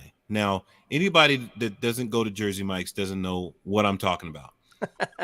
But a 99 is a sandwich that's not on the menu. And, you know, you should have saw how impactful eating this sandwich across from this guy was. We went to this sub shop, and he said, you know, what do you get here? I said, well, what I get's not on the menu. You want to try it? He said, well, sure. It's like, give us 2 99s, giant size. And I said, you're going to have to take some of this home. You know, you have to take some of it because this thing is big. Challenge accepted. I'm setting it up, man. And I made sure I gave him my order. You know, it's the Little Vicky's salt and vinegar chips. And they have these sodas. I forget the brand, but they have raspberry, cherry vanilla, root beer, orange cream, and all, you know. And so, you know, ordered the meal. We sat down and we just talked and we ate. And to this day, when he's ministering to somebody, he takes them to Jersey Mike's and he sits down and he gets a 99 with him. Nice. Yeah. Because we're a discipleship church. So what I did with him, he's doing with other guys, right? He's repeating that process. Right. Replication. Yes, he's doing that because I'm not going to reach your friends. You are. You know, you're the one that's going to reach them. They may never come talk to me, but God's put you in their life. Another guy, he was in a tough situation. He met me at my son's football practice. And it was weird because he said, well, you're going to meet with the pastor, right? You're going to meet with the pastor. You want to set up a meeting and talk with the pastor. And I guess he thought he was going to come to my office and we were going to sit down. And he's going to sit in a little chair across from me. And I'm going to look down at him.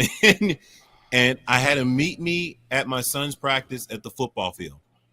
Beautiful day. We're out there in the grass. I'm coaching and talking to him, you know, in between.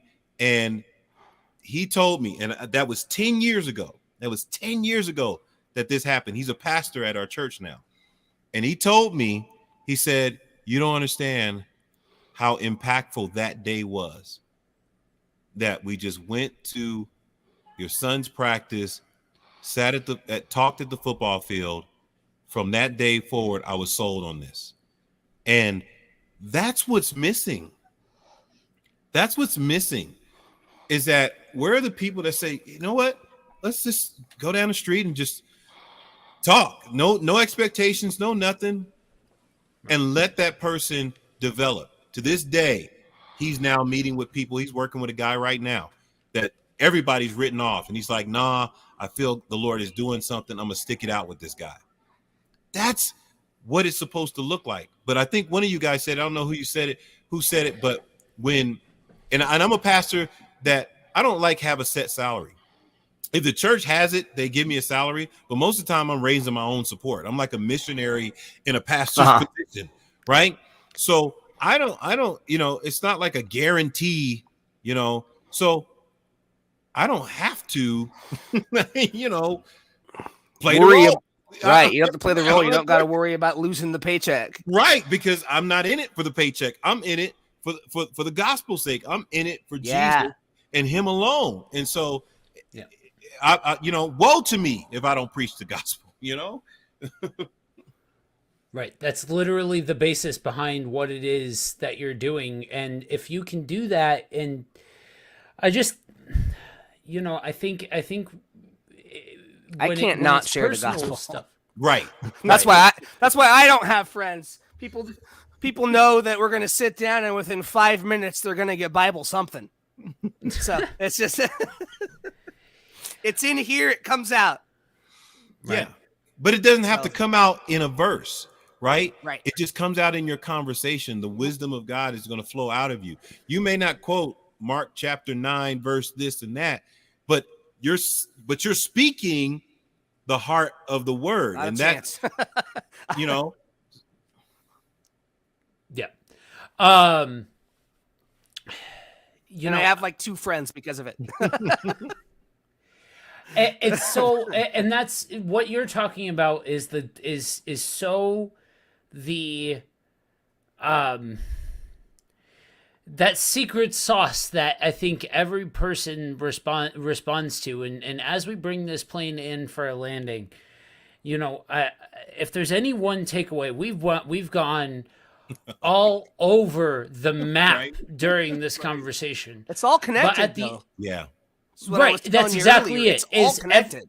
Every single point that we hit all draws back to this fundamental idea of life on life, of authenticity, of all of those things. And sure, we've talked about this in the context of sharing the gospel and evangelizing and all of those kinds of things.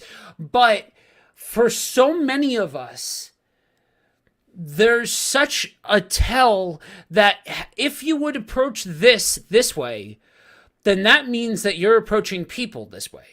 That means that the way that you're approaching the everyday person is reflective of this. And so whether or not you are in the pulpit at the front of the church, or if you are just the person in a person's life that your paths have crossed, or you're a part of family and you're, you know, whatever the context of the relationship, if you have that relationship, the way that you establish rapport with that person is being willing to be open and have just, whether or not it's just showing your vulnerable side and saying, you know, oh, I had a lustful thought, I cursed, I had this, this, that, or the other thing. Or if it's just being vulnerable enough to say, you know what, we're just going to have a conversation about football. We're going to have a conversation about something that we both enjoy. And what stems from that is what stems from that. And being able to have real conversations with people about everyday things takes that ball so much further, and will get you to the point of, at some point in time, when the situation pops off, that you are they feel comfortable enough around you to be able to then quote the Bible or preach or do whatever, you know what I mean, evangelize, for lack of a better phrase. You know what I mean? Yeah. Relationship for me, I think, is the greatest currency that we have.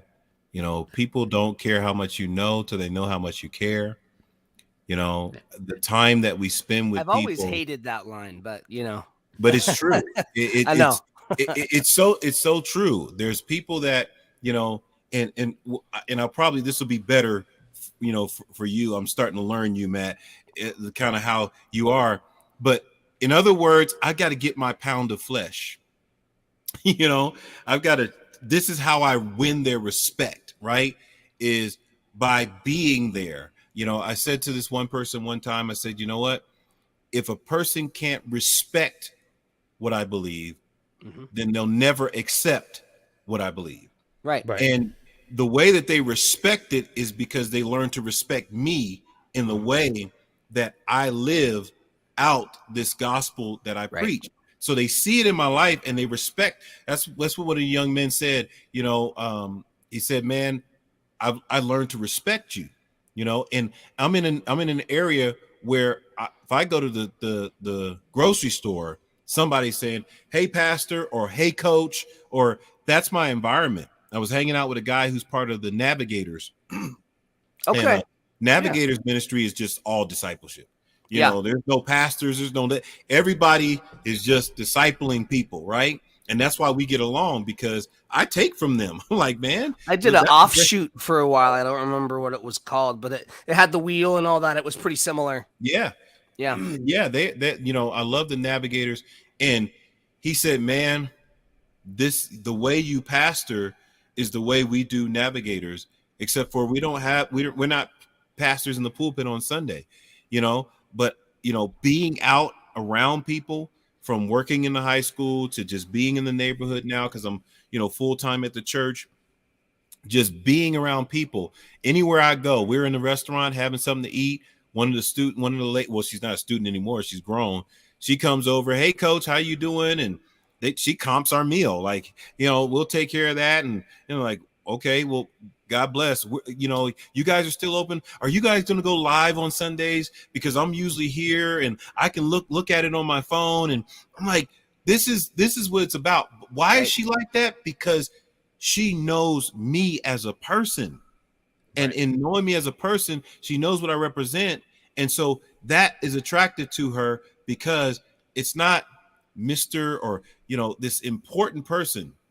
They can laugh and joke and, have a good time. And like I said, if they slip and say a cuss word, they know I'm not going to cut my eyes at them or anything like that. Right. But they know who I am.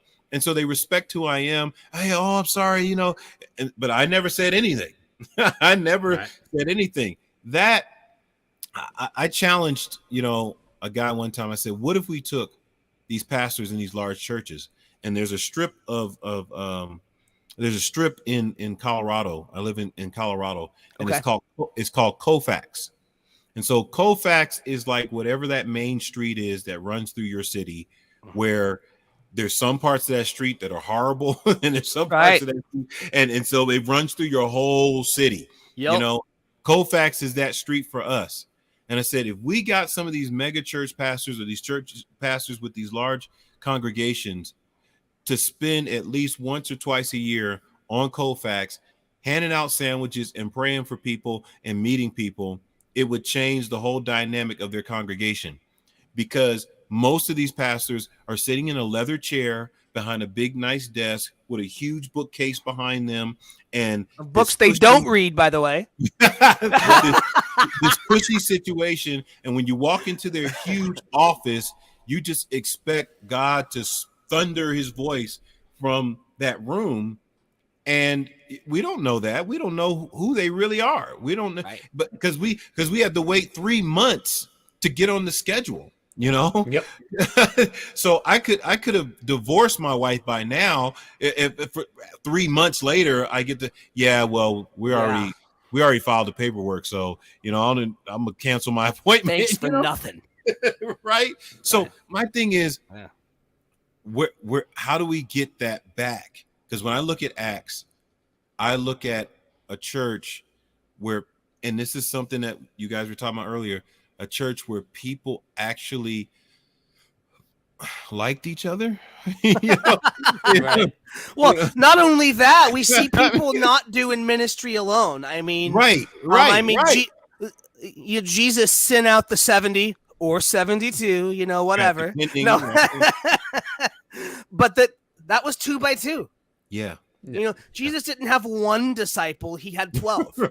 Right. And can we for a second, talk about the miracle of a guy in his 30 having 12 close friends? Right. Seriously. Right. Really? Right. So, to be the heart of this conversation, no, but and then we've got, and Paul, he went with Barnabas until they, until they had their argument over Mark. But I was talking about Paul earlier. But then he went with with Silas after that. Silas? Like Yeah, we Timothy. don't, Yeah, we don't Titus. see we don't see this one person going No. out. That is a model that is foreign to the scriptures. Yeah. Yeah. Paul, I was showing somebody at the end of Romans, I think it's at the end of 1 Corinthians 2, this roll call of all of these people that Paul said, and my fellow servant this, and my fellow brother this, and my fellow worker this, and fellow, like, wait a minute, Paul, and you loved me when I was in prison, right, and you came and saw me yeah. this place, and you, and man, you gave me a coat when I was cold, and I mean, right. and it's like, we view Paul as the ultimate Lone Ranger out there doing ministry, just, saving the world by himself, just a man on a mission, right? That's not what it says. But that's not what it says. No. Not what it says. All right, guys. Well, we're rounding out at just over 2 hours, so we're gonna go ahead and wrap this up. But honestly, like, for anybody, yeah, right. For anybody who questions the importance of what it is that we're talking about here and having this connection with people and all of that kind of stuff, like was just said, the Lone Ranger, the single person going out there, gutting it out, going by themselves, going it alone, all of that kind of stuff is not a model that we see displayed in the scriptures. It's just not. We are literally called into the opposite of that very model. And so we need to remember that because of that, you're talking about unique individuals that are all asked to now come together. That's going to mean that every person in every conversation in every situation is going to be unique. Yeah. We can't one size fits all this. We just can't. And so if there's anything you take away from this, understand that's approaching people as unique and approaching people in this manner that allows for vulnerability and conversation and passion and all of those kinds of things to be able to be displayed in an authentic kind of way, then you've got actual community, you've got actual relationship and things like that. And like you said, Ant, relationship, that's currency, man. The longer that I get on the longer that I spend on this earth, the more that I realize that these few authentic relationships that I have are so meaningful, and that only continues to grow the older that I get. Yeah. So, all right, Ant, you want to go ahead and pray us out? All right. Well, Father, we just thank you for this awesome time of fellowship. This is a unique style of fellowship, but God, we know that you're in it. We know that you're flowing through it. And I just pray that those that were listening got as much out of it as those of us that were participating in the conversation and facilitating. And I just thank God for this platform, Kingdom on the Road. And it's just an opportunity to meet people where they are on a Saturday night and just be a blessing. And I just pray that something was said, spark something, that it encouraged someone, that it let people know that we're bridge builders, not barrier builders, that we're trying to reach people with the love of Christ, that we want people to know that, hey, you come as you are, but the Lord Jesus, he'll show you who you're really supposed to be. And sometimes we think that the way that we are when we come is it, but he's got a lot more to show us. And so I just pray that as the gospel is preached, that hearts are pricked and opened to receive this seed of the word, and that they bring forth good fruit in their season, and that God, we would not grow weary in well doing, as we all have our own personal platforms that we're on. But when we come together as fellow workers in Christ. And so, God, I just thank you, praise you, and honor you in Jesus' name. Amen. Amen. All right, guys. As always, I want you guys to know two very important things as we depart: that you are prayed for and that you are loved deeply. We will hope you guys have a great week, and we'll catch you next week.